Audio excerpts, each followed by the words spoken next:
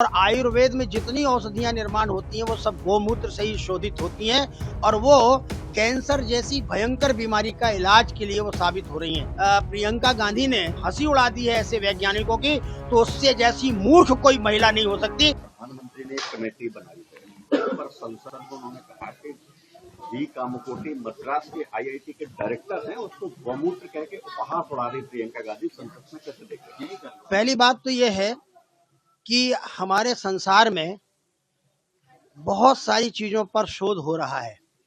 गोवंश पर, भारतीय मूल के नस्ल की गायों पर वैज्ञानिकों ने तरह तरह के न केवल भारतवर्ष में शोध किए हैं बल्कि भारत के बाहर, भारत की भौगोलिक सीमाओं के बाहर जहां जहां भी गोवंश पाया जाता है, वो भारतीय मूल का हो अथवा विदेशी मूल का हो, संकर गोवंश हो या विशुद्ध गोवंश हो, उनके मूत्र पर भी शोध किया गया है, उनके गोबर पर भी शोध किया गया है, उनके जीवन पर भी शोध किया गया है, उनकी देह रचना पर भी शोध किया गया है। यहाँ तक कि देह के अंदर के जो छोटे छोटे इंटरनल पार्ट हैं, देह के अवयव हैं, उन पर भी दुनिया के कृषि और गो वैज्ञानिकों ने बहुत शोध किया है और पाया है कि गाय के गोबर में, खास तौर से भारतीय मूल की गाय, उसके गोबर में और उसके मूत्र में जो घटक पाए जाते हैं, गाय के मूत्र में 23 प्रकार के रासायनिक घटक पाए जाते हैं जो जीवनोपयोगी हैं, पृथ्वी के लिए भी उपयोगी हैं और मनुष्यों के लिए भी उपयोगी हैं।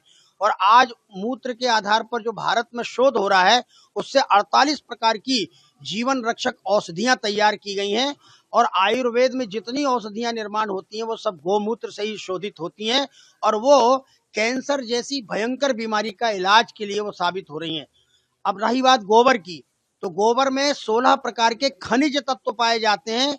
अगर किसी व्यक्ति को, किसी बालक को सूखा रोग हो गया है, तो सूखा रोग का उपचार करने के लिए गाय के गोबर का जो रस निकलता है, गोमय कहते हैं उसको, उसके आधार पर कई प्रकार की चीजों का मिश्रण करके जो औषधि बनाई गई है, अगर 15 दिन लगातार चटा दिया जाए तो उसके अंदर सारे मिनरल्स, सारे सब प्रकार की धातुएं निर्माण होने लगती हैं और सूखा रोग अपने आप समाप्त हो जाता है।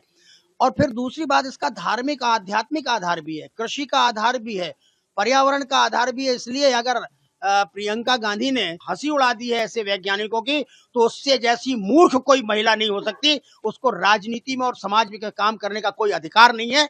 ये अनर्गल प्रलाप करने वाले, इनके नाना, परदादा, परनाना, ये सब शुरू से भारतीय विधाओं का विरोध करते आए हैं। तो अगर वो ऐसा हास्य और विनोद कर रही है और विरोध कर रही है, तो हम तो कहते हैं कि भारतीय समाज के लोगों को, ऐसे लोगों को बहिष्कृत करना चाहिए। गावो विश्वस्य मात्रा वेदों में कहा गया है, वो क्या जाने, उनको ना वेद का ज्ञान है, ना शास्त्र का ज्ञान है, ना परंपरा का ज्ञान है, ना विश्वास का ज्ञान है, केवल केवल केवल अपने स्वार्थ का ज्ञान है। इसलिए वो इस प्रकार का अनर्गल प्रलाप कर रही है, उसकी आलोचना करते हैं, निंदा करते हैं। आपको लगता है आज गुरु पूर्णिमा है, उनके जीवन में शायद गुरु के अभाव है तभी ऐसी बातें कर रही है? हाँ बिल्कुल बिल्कुल, ऐसे, अरे गुरु कोई है ही नहीं। गुरु उनको वही मिले हुए हैं जो लोगों का धन हरण करने वाले लोग हैं। वो जो भौतिकवादी लोग हैं वो क्या जाने इन आध्यात्मिक रहस्य को।